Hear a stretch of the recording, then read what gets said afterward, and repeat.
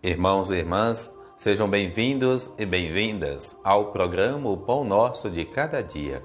Em nome do Pai, do Filho e do Espírito Santo.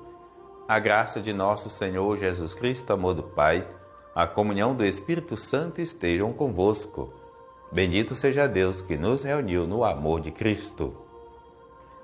Vamos ler e meditar o Evangelho de Marcos, capítulo 8, versículos de 27 a 33. Naquele tempo, Jesus partiu com seus discípulos para os povoados de Cesaré de Filipe. No caminho perguntou aos discípulos: "Quem dizem os homens que eu sou?" Eles responderam: "Alguns dizem que tu és João Batista, outros que és Elias, outros ainda que é um dos profetas."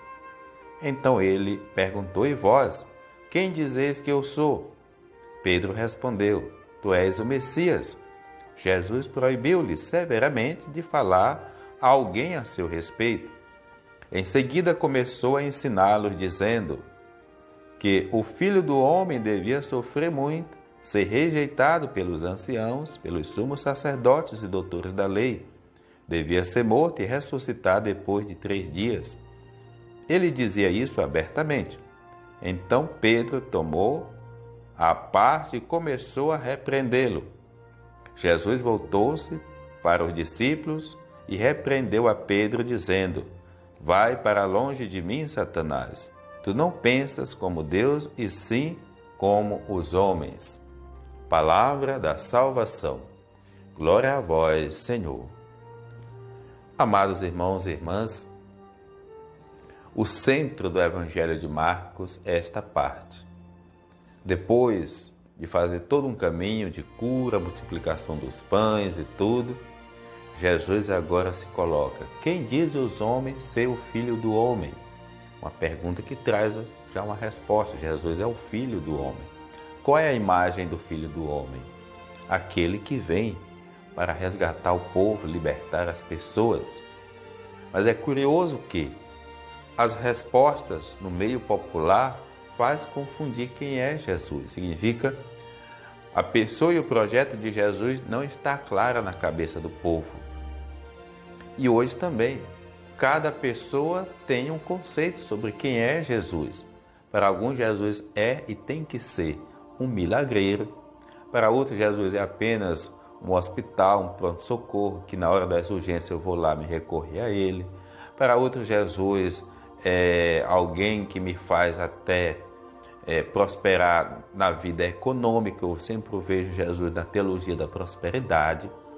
E é possível sim que uma pequena parcela o vê como servo sofredor, que me atrai a ser como ele também, um seguidor de Jesus, um seguidor, um filho de Deus. E assim foram as respostas. Compararam Jesus com profetas, com pessoas até notáveis no sentido de evangelização.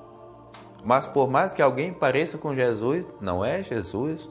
São Francisco, gente boa, viveu em tudo. O Evangelho, Santo Antônio e tantos outros. Mas eles não são Jesus. São pessoas que compreenderam quem é Jesus.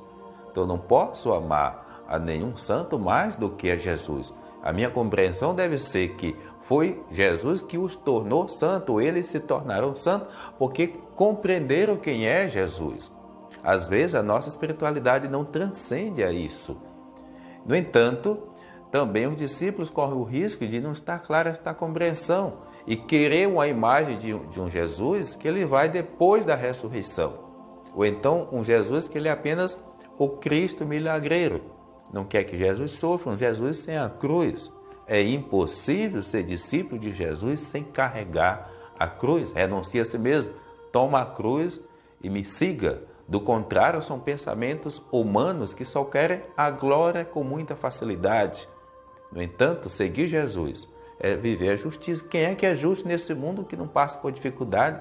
Quem é honesto nesse mundo que não enfrenta e reluta tantos desafios? Quem é que vive o projeto de Deus sem sofrer muitas situações de perseguição, de crítica e tudo mais? Pois esse é o Evangelho de Jesus. E quando isso não acontece, algo não está normal. O Senhor esteja convosco, Ele está no meio de nós. Abençoe-vos Deus misericordioso, o Pai, o Filho, o Espírito Santo. Amém. Tua palavra é luz no meu caminho, meu